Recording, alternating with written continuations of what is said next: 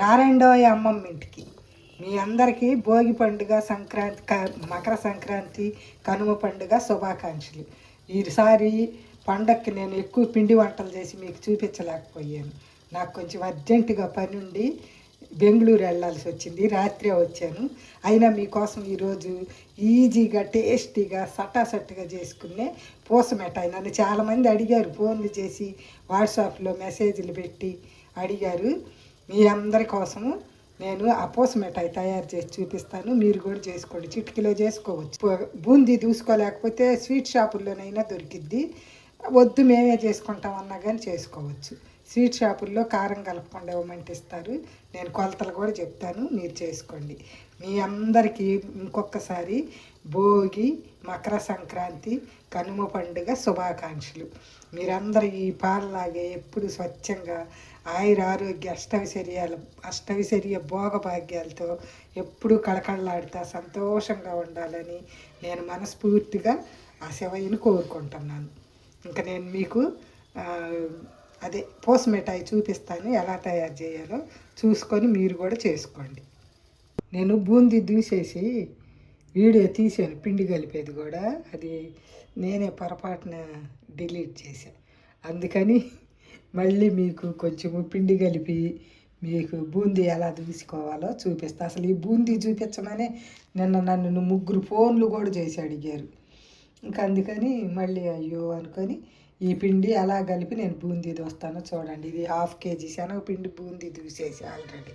1/2 KG శనగపిండికి ఒక 100 గ్రాములు ఎక్కువ కొంచెం తక్కువ వేసుకుంటేనే బాగుంటుంది. కేజీ బెల్లం పట్టిద్ది. నేనైతే కొంచెం తక్కువ వేస్తాను, కేజీ కంటే ఒక 900 గ్రాములు వేసుకున్నా సరిపోద్ది. ఇది బూందీ దూసి పెట్టా. ఇప్పుడు పాపం మళ్ళీ మీరు బూందీ దూయటం చూపించలేదండి అమ్మమ్మ, మేము అదేగా అడిగింది అంటారని మళ్ళీ పిండి కలుపుదామని కొంచెం పిండి దీనిలో పోసా. ఇప్పుడు దీంట్లోకి మీరు 1/2 కేజీ పిండి చేసుకున్నారనుకో, ఈ స్పూన్ తోటి 2 స్పూన్లు బియ్యం పిండి వేసుకుంటే సరిపోద్ది. కొద్దిగా ఒక్క చిటికెడు, ఎక్కువ కూడా కాదు, కొంచెం అది ఉప్పు. ఇది ఎట్ట పట్టుకొని వేసినా సరిపోద్ది. నేను కొంచెం ఇంత వేసాను. ఉప్పు వేసి ఇప్పుడు నీళ్లు పోసి ఈ పిండిని ఎలా కలుపుతామో చూడండి.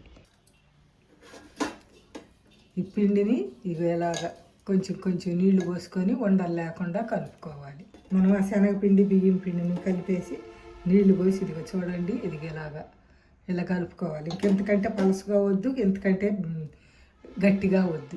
ఇప్పుడు పొయ్యి మీద బాండి పెట్టి ఆయిల్ వేసి ఈ బూందీ ఎలా దిగాలో మీకు చూపిస్తా. కొంచెం అలా ఉండాలి. అడుక్కు కనుక నూనె అడుక్కుందనుకో అప్పుడు బూందీ సరిగ్గా రాదు. అందుకని నూనె బాగా సగానికంటే ఎక్కువ ఉండాలి. 30 ఉంటే ఇంకా బాగా వచ్చింది. అది ఇప్పుడు ఈ ఆయిల్ బాగా కాగాలి. మనం మిరియాలు 1 స్పూను, ఒక 7-8 యాలుక్కాయలు మెత్తగా పొడి చేసుకొని వద్దాం. ఈ పూస మిఠాయిలో ఇది వేస్తే రుచి అదిరిపోయిద్ది. ఆయిల్ కాగింది.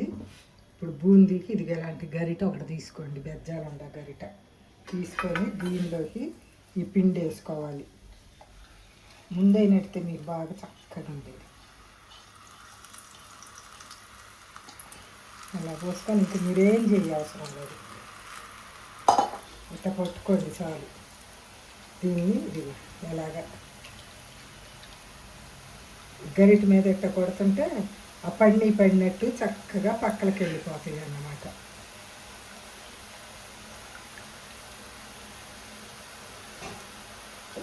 ఇది కొంచెమే ఉండదు, అది అసలు గరిట నిండా పిండి ఉంటే ఇంకా సూపర్ వస్తాయి. ఈజీ చేసుకోవటం. ఆ వీడియో నాకు చేతిలో డిలీట్ అయిపోయింది. అలాగా బూందీ చూసారా ఎలా వచ్చినాయో. బూందీ అంత గుండ్రంగా పూసలుగా ఎలా వచ్చిందో. మనం లడ్డు చేసుకోవాలనుకో ఖచ్చితంగా ఇదే పొజిషన్లో ఇది ఇప్పుడు తీసేసుకోవాలి. లడ్డుకైతే ఈ బూందీ మిఠాయికి కదా ఇది కొంచెం బాగా వేగాలి. మిఠాయికైనా మళ్ళీ కారం బూందీ తయారు చేసుకుంటాం కదా, దానికైనా సరే ఇంకా కొంచెం వేగాలి. వేగినాక తీసేయాలి. ఈ బూందీ కరకరగా బాగా వేగిపోయింది. ఇంకా దీన్ని తీసేసుకోవటం. ఇంకా బూందీ అంతా ఇలానే దూసుకున్న తర్వాత పక్కన పెట్టుకొని పాకం పట్టుకోవాలి. ఇప్పుడు నేను కూడా బెల్లం పక్కన పొయ్యి మీద పెట్టాను. నలగొట్టి నీళ్లు పోసి ఇప్పుడు బూందీ మిఠాయికి బెల్లం కరిగింది. ఈ బాండీలోకి వడకడదాం. దీనిలోకి ఫిల్టర్ చేద్దాం. గడ్డి ఏదైనా చెత్త గెత్త ఉంటే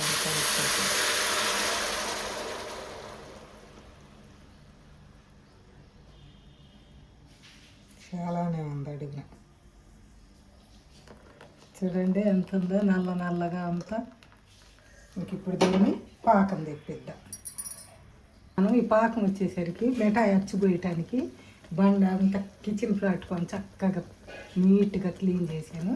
దానికి కొంచెం నెయ్యి రాద్దాం. చూడండి, నీట్గా క్లీన్ చేస్తే ఈ నెయ్యి కొంచెం ఎక్కువగా నెయ్యి రాస్తే అది ఎట్టనంగానే లేచి వచ్చింది. ఇదంతా చక్కగా మనం ఎంత లెక్కనైతే చేస్తామో అంతా నెయ్యి రాసి పెడతాం. ఇదిగో చక్కగా నెయ్యి రాసి పెట్టాను. గట్టి పాకం రావాలి. ఎట్టంటే ఇరిగిపోయేట్టు రావాలి. జీడిపప్పు పాకానికి ఎలా చూపిస్తానో అలాంటి పాకం రావాలి. మళ్ళీ చూపిస్తాను ఇప్పుడు కూడా. పాకం వస్తున్నట్టు ఇదిగో ఎట్ట మెరగలాగా బుడగలాగా దీన్ని రెప్పేయటం అంటారు. ఎట్ట రావాలి. ఎట్ట వచ్చినాక కూడా 1 నిమిషం ఉడకాలి. ఇప్పుడు వచ్చింది పాకం. దీన్ని మీకు దీనిలో వేసి నేను తర్వాత చూపిస్తాను. ఇప్పుడు దీంట్లో మనం బూందీ వేసేసుకుందాం. ఇప్పుడు బూందీ వేసేసి చక్కగా కలిపేద్దాం. బెల్లం అంతా కలిసిందాక. కలుపుకున్నప్పుడు కొంచెం నెయ్యి వేసి కలుపుకుంటే ఇంకా సూపర్ టేస్ట్గా ఉంటుంది. చాలా ఇంకా ఇది చక్కగా కలిపేసి మనం ఇందాక నెయ్యి రాసి పెట్టుకున్న దాంట్లో పోసేయాలి. అడుగంటింది.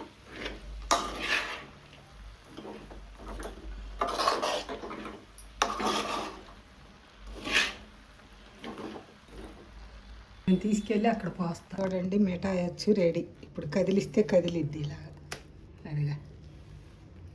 ఇంకా కొంచెం ఆరినాక మీకు వెనక్కి తిప్పి చూపిస్తా. చూడండి, మిఠాయి పాకం మీకు ఎలా రావాలి. గట్టిగా చూసారా ఎలా మోగిందో. అట్ట మోగాలి. టేస్ట్ కొడితే అట్ట మోగాలి. వెనక్కి తిప్పుదాం.